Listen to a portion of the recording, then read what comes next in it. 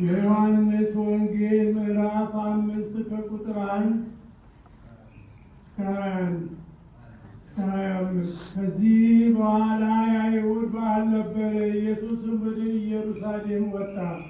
በኢየሩሳሌምም በበጎች በር አጠገብ በዕብራይስጥ ቤተሳይዳ የምትባል አንዲት መጠመቂያ ነበረች።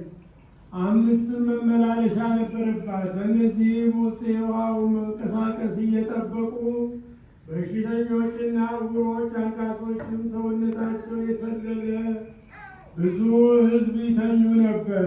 አንዳንድ ጊዜ የጌታ መልአክ ወደ መጠመቂያይቱ ወርዶ ውሃውን ያናውጥ ነበርና፣ እንግዲህ ከውሃው መናወጥ በኋላ በመጀመሪያ የገባ ከማናቸውም ካለበት ደዌ ጤናማ ይሆን ነበረ።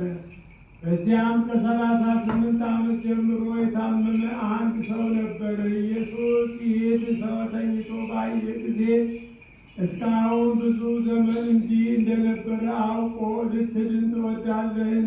አለው።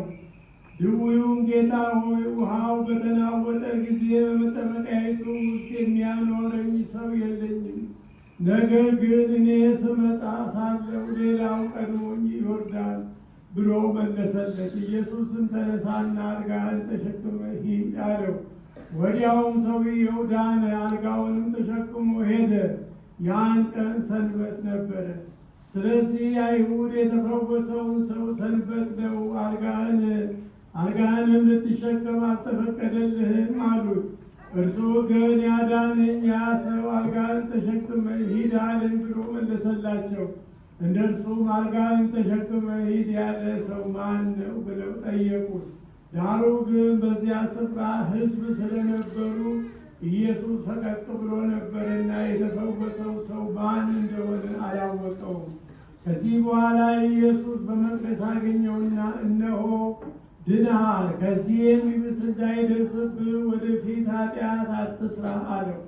ሰውየውም ሄዶ ያዳነውን ኢየሱስ እንደሆነ ለአይሁድ ነገረ። ስለዚህም በሰንበት ይህን ስላደረገ አይሁድ ኢየሱስን ያሳድዱት ነበር፣ ሊገሉትም ይፈልጉ ነበር። ኢየሱስ ግን አባቴ እስከ ዛሬ ይሰራል፣ እኔም ደግሞ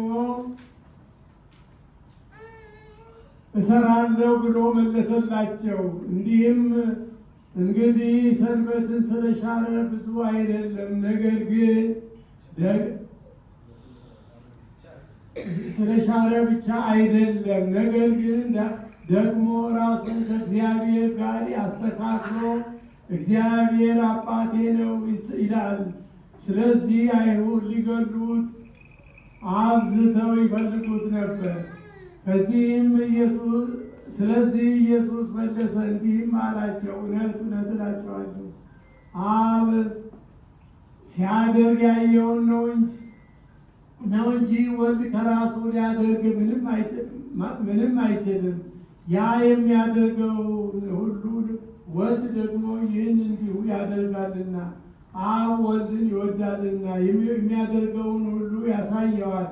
እናንተም ትደነቁ ዘንድ ከዚህ የሚበልጥ ሥራ ያሳየዋል።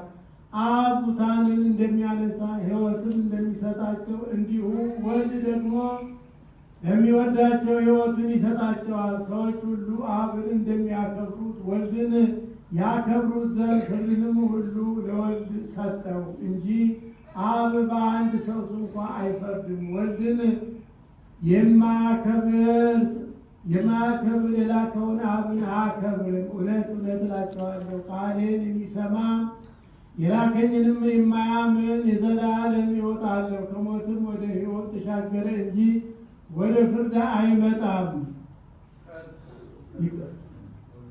በወልድ ያመነ